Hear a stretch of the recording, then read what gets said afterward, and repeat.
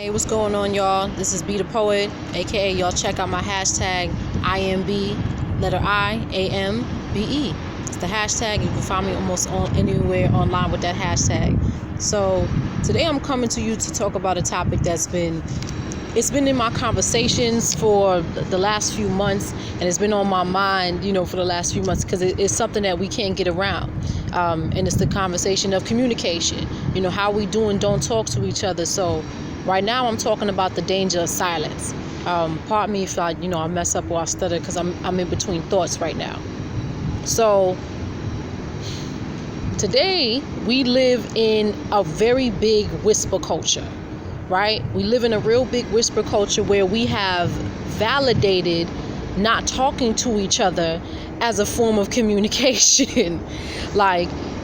Yes, body language has its levels, and also, even silence has its level as a form of communication. As a spoken word artist, I use silence all the time, so I get it. But right now, it's come to a place where it's really not constructive, where it's actually very destructive, and I would even say immature in some manners. So we validated not talking to each other, where if someone makes a comment, I did a previous video where I talked about just because somebody doesn't mean it's a diss.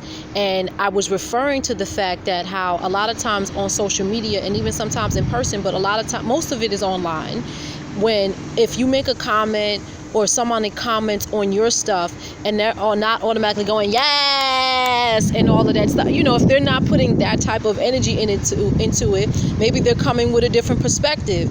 It doesn't mean that they're shooting you down. It just means that it's something different, but we're taking it as a diss, or somebody may be taking what you're saying as a diss. So remember, this is something that goes in both directions. We cannot sit here and think that a message only applies to someone else. We can also end up being in that seat too. So, let's make sure we keep humble with that thought as well, and recognize that it's a two-way street, because communication is a two-way street, both how you give it off and also how you receive it as well. So we need to make sure we're treating people how we want to be treated in regards to that. So, I talked about how, just because it's not a yay doesn't mean that it's a diss. So what's become common in our culture now is if you don't like what somebody says or comments, even if their intention isn't positive or negative, you won't know, because a lot of times the response is to not respond at all. And I understand when it's somebody that you don't know, it's just some random person online. But I'm seeing this occur a lot lately between folks that got each other's phone numbers. Folks that see each other in person all the time, laugh, hug, all of that stuff. You get it? Because don't nothing get deeper than you got that person's phone number. If it was any type of discrepancy, even if it was small, you could have just picked up the phone and called the boy. Hey, asked him, well, you know what? Social media doesn't have tone. Writing doesn't have tone. And, these things can be mean. So I just wanted to know what you mean, just to have an upfront conversation. And a lot of times, we're not even having the conversation to get to a point of understanding. We're either A, not responding, or B, will comment on something and the other person won't respond, which results in several things. Stagnation. It results in a lot of stagnation. And also, let me say, first of all, the biggest thing it results in is a lack of clarity. There's no clarity.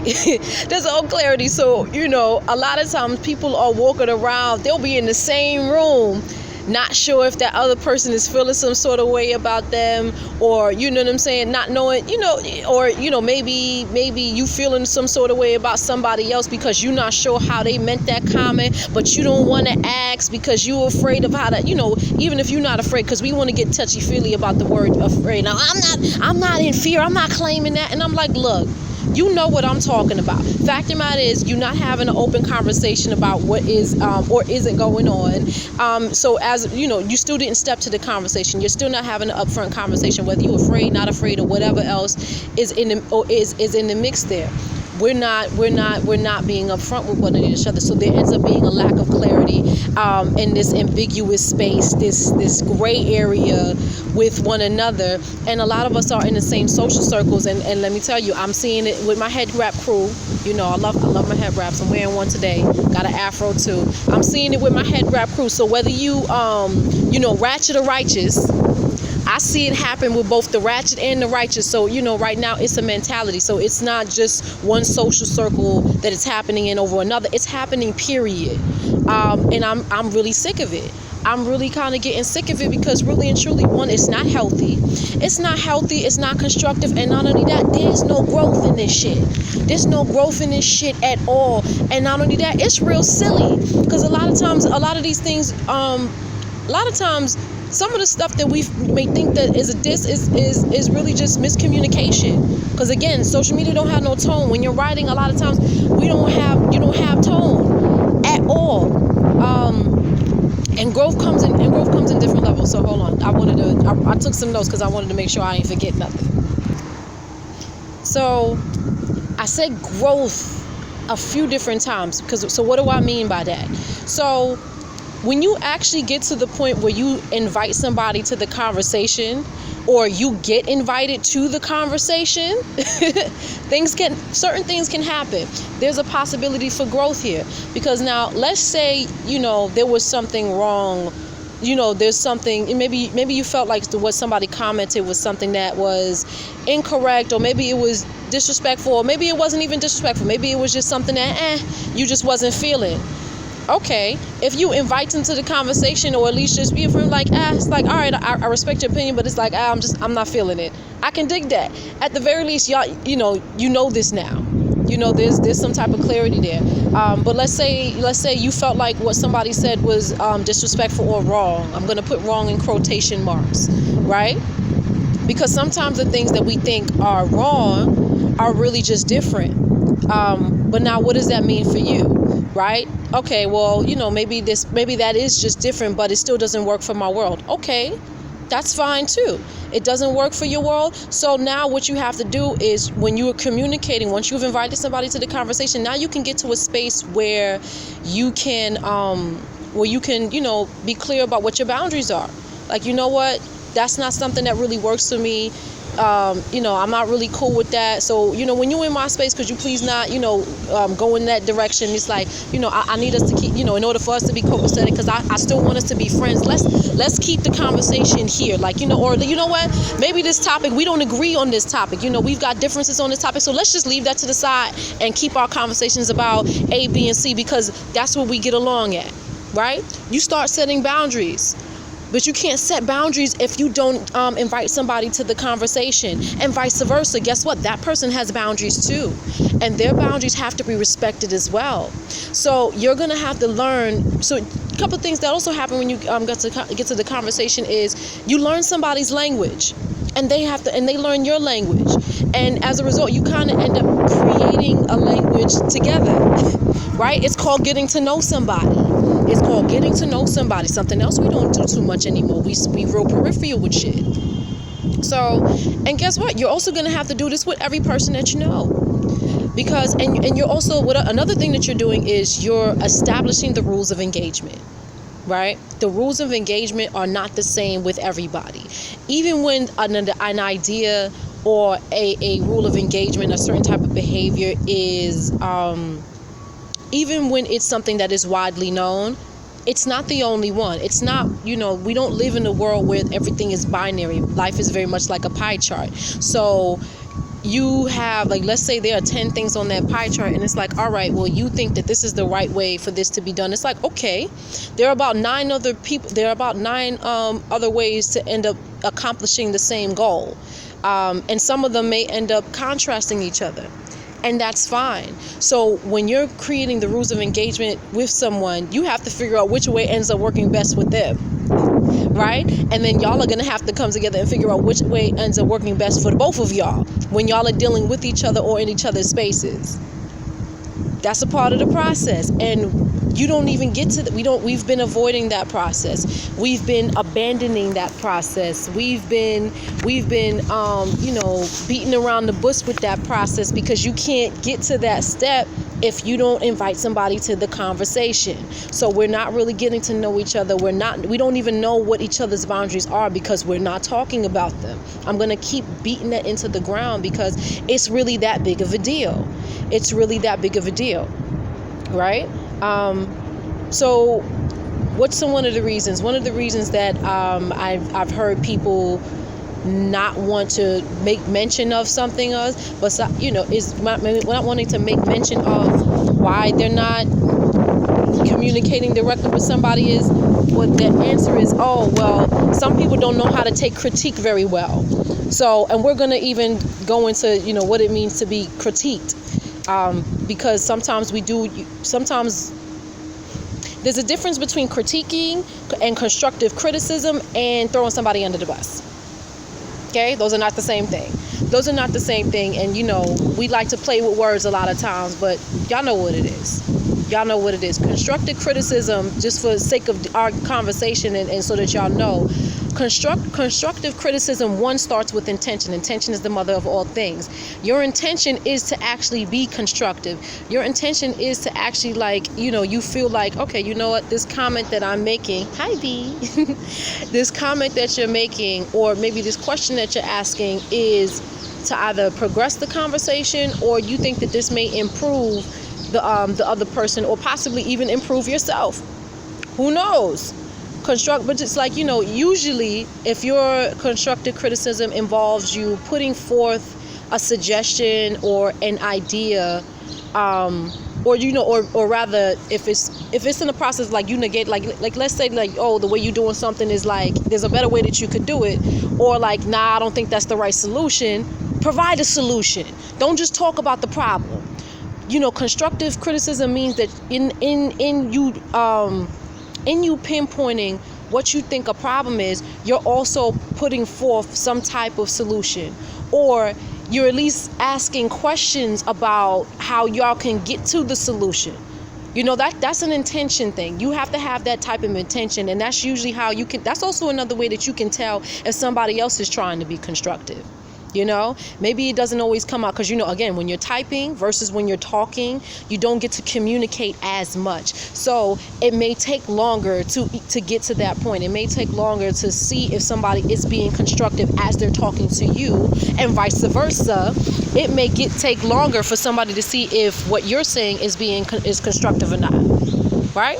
So just kind of a short definition of what constructive criticism is, and a little bit of what it looks like in real time. So, but back to my, to get off that tangent and back to what I was originally saying, some people don't want to comment sometimes because they feel like, some people don't know how to take criticism. Some people don't know how to, take critique. Well, here's the thing. Because, again, we always have to make sure we do self-checks and that we're applying everything to ourselves as well. Do you really know how to take criticism? Because if let's say somebody commented on your post, right? Let's say maybe somebody commented on your post and you didn't respond to it because you felt like the other person doesn't know how to take criticism, or a lot of people don't know how to take critique. Well, the fact that you're exercising this whisper culture, and that you're engaging in this whisper culture, and that you're not talking about something that you were either unclear about, or you felt some sort of way about, whichever one it is. Let's say unclear for the sake of argument, right? Let's say, you didn't respond to something that, you were unclear about. Is that not a sign that you don't know how to take criticism either? Or that you don't know how to take critique? Or that maybe you don't know how to recognize that, maybe this was just somebody adding a different perspective onto the conversation for the sake of conversation? All of those are possibilities.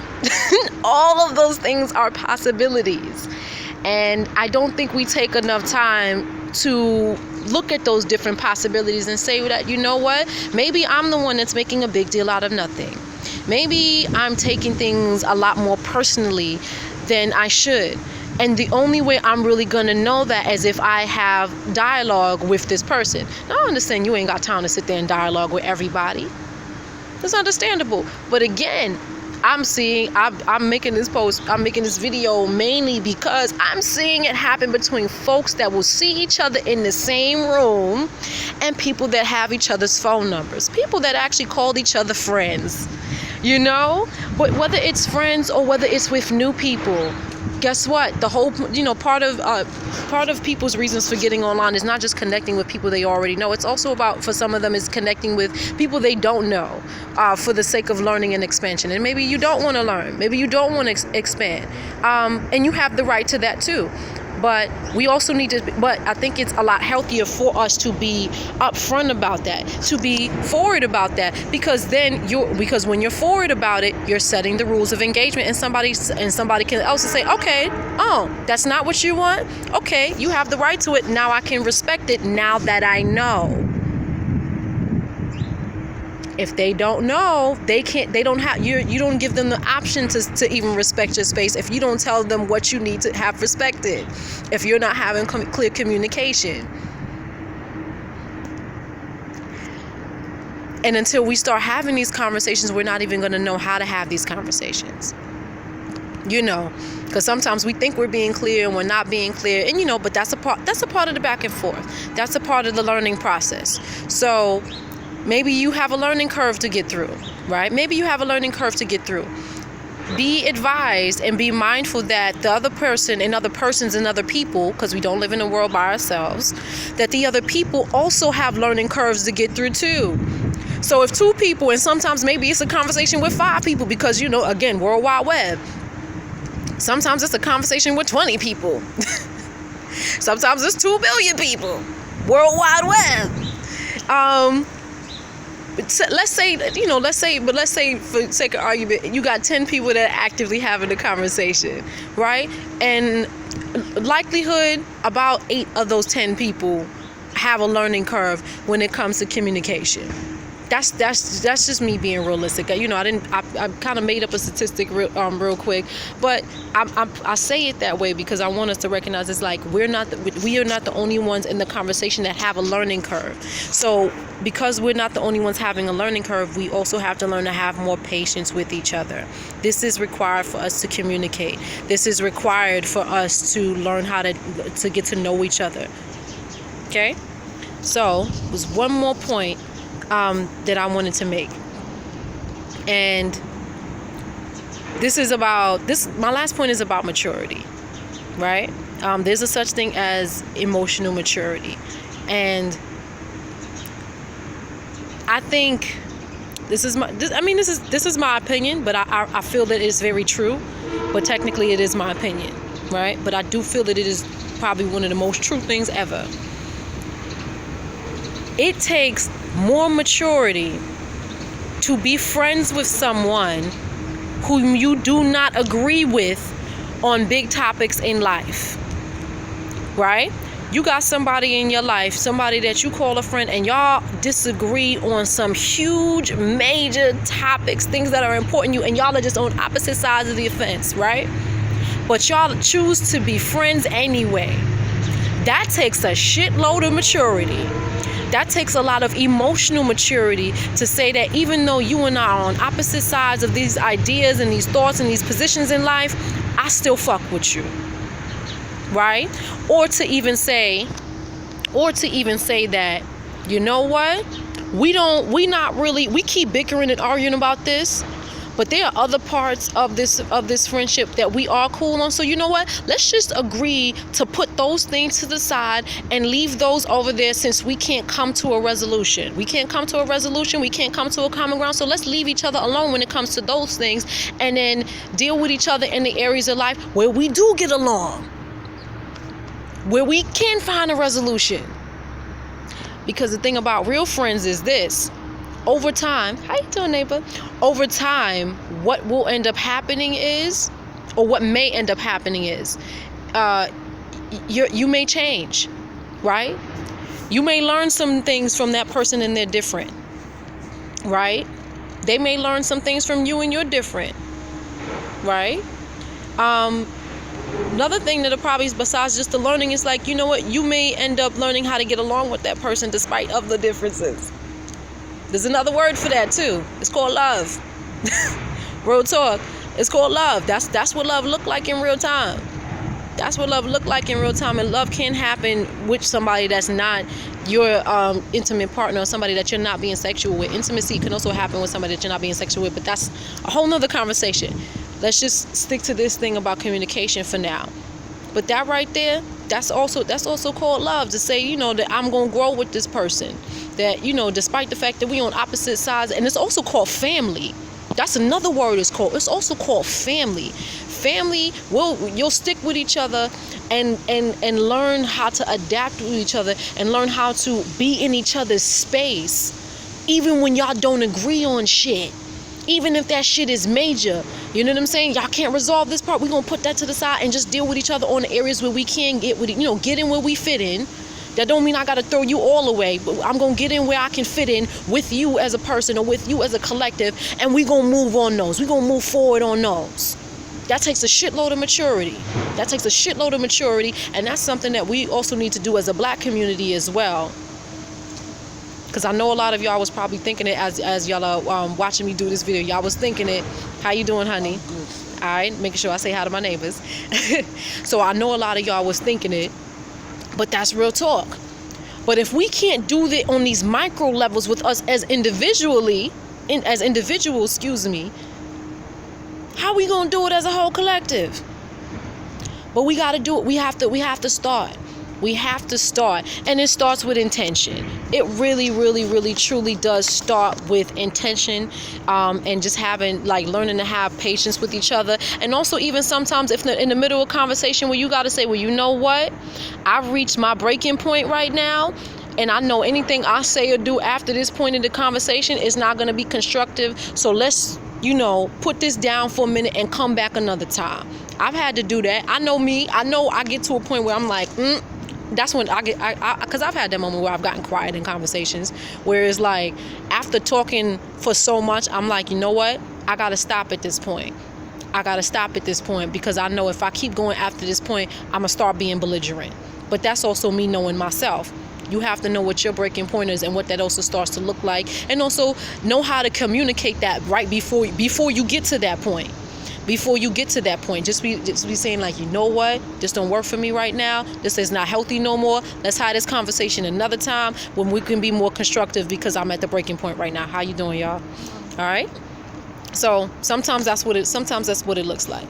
So kind of got off on a tangent trying to explain something else, but I was talking about the emotional maturity, and I think there was one more part of it. I'm using my cheat sheet, looking at my cheat notes. I said clarity on differences. Oh, okay. That was the last part.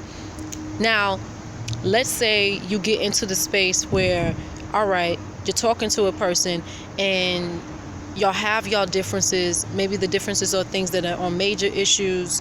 Maybe the differences are on things that are not major issues. Whatever it may be, right? And you can't get to a resolution point, right? Okay. And, you can't get to a resolution point. There's not enough about who they are, or there's not enough about who you are for that person to want to keep you in their space, right? Whether that's a mutual feeling or whether it's one-sided, don't matter. At the very least, when you have an open conversation about it, there is now a clarity that y'all don't fuck with each other, right? And now the rules and engagement could be like, all right, we just not gonna talk. We not friends, we not cool, we not nothing, we not, but at least there's clarity on it versus this ambiguous space. Or it may be on maybe it's not that heavy. Maybe it's like, all right, you know what? We just like, I can't be friends with you. This doesn't work for me, but at the very least we I'll be cordial. That's also a rule of engagement. I'll be cordial. Hi, bye, excuse me, how are you? But anything past that, I can't do. And then you also got, areas in between. Y'all decide that. But at least you'll know. At least you will know. And at least they will know. Because, like, let's say it's you that doesn't want that person in your space anymore. Well, if you're upfront about it and not being subliminal, then your space can now be respected because you were upfront about it and not subliminal. You weren't using subliminal messages and subliminal forms of communication to indicate that, you know what, I'm not really feeling you, I don't like you, you know, whatever. You know, you're upfront about it where it's like, you know what, I think it's best that we just don't speak and that we don't communicate anymore. You know, you use your own words about how you want to communicate, how you want to, you know, say that you don't rock with nobody no more. You know, some of y'all ain't gonna just gonna hit somebody with the, like, yo, I don't fuck with you, don't talk to me. That's gonna be some of y'all. Hopefully we can get to, hopefully, you know, you're able to word it. It's like, you know what, I think it's best that we don't talk. You know, hopefully some of y'all might hit people with the, yo, lose my number, which, you know, from the hood, we do shit like that. We do shit like that and we say shit like that. But at the same time, somebody sitting there telling you, you know, lose my number, is abrupt, but even that's ambiguous in a sense, because it's like, you know, you saying lose my number don't necessarily always mean that you don't want to talk forever. So sometimes people say shit like that when they just annoyed. Like, let's keep that real. Because we overuse shit a lot. We overuse our phrases a lot. So, you know, that's why I'm even being a little nitpicky about that. You know, people will say that, and you know, but again, clear communication. Just clear communication. So even if you decide not to deal with that person no more, having clarity in that situation, because now that person can respect your space because they know, because you told them that this is what the boundary is. The boundary is non-communication, or the boundary is, you know, we'll be cordial in public, you know, or the boundary is whatever. It still ends up being a boundary. It still ends up being a rule of engagement, but you spoke about it and it's not ambiguous, so you know how to operate within the room, and or vice versa. That person knows how to operate with you in the room, or vice versa. If you're the one being told about something, right? Maybe you're the one that's being told about something. Maybe you're the one that somebody doesn't want to be friends with or doesn't want to be cool with anymore or at all. Maybe I was never cool, whatever. Now you know. So now that you know, so that you can not put your energy into people and things that don't want you around. But again, we can only reach this point when we actually invite each other to a conversation. And that's why, you know, I'm referring to this as the danger of silence. Right? We talk about the danger of silence in other arenas. I'm referring to this as the danger of silence because we're not even having the big conversation. I talked about all the different types of outcomes that could happen when you actually invite somebody to the conversation. We're not even having the conversation with people a lot of times. What's up, Pop? We're not even having the conversation with people most of the time. You know? Because sometimes it's not even that deep, because another outcome of actually inviting somebody to the conversation is like, you know what? Oh, that was a misunderstanding. Oh, wait, you didn't say that in response to my oh, I thought that was about that conversation that we had. It's like, nah, don't even be like that. You know, sometimes it can have happy endings like that where you just totally misread the other person. Or sometimes that person totally misread you. Because again, don't ever think that it can't be you. So sometimes it happens in both directions, and that's all right. You know, we quick to get into this blame game. We don't need to get into a blame game. All right? Let's step our maturity up. Let's step our emotional maturity up and not automatically jump into this blame game business. Right? Because if your intention is, well, you know what, I want to achieve understanding. Well, you know what, I want to know where this person is coming from, and I also want them to know where I'm coming from because I want it to be copacetic. When that's your intention, then you'll address the conversation differently. It's not always going to be easy, but sometimes it may be. You never know. But we got to check our egos at the door so that we can come together and actually just start to talk. You never know what can happen, you know, because with not talking, you can end up, you know, there's always that possibility of avoiding a big issue. But there's also no opportunity for growth like it is when you do address the conversation. So that is my piece. My name is Robin Baxter, aka Be the Poet, and I just wanted to get that off my chest. If you following me on Instagram, it's RSB Expressions. R is in ready, S is in set, B as in Build RSB Expressions. That's also I have a group page by the same name on Facebook. And for me as a poet, you can find me on Facebook at Be the Poet, BETHEPOET. That's the handle. All right. Take care, y'all. Peace.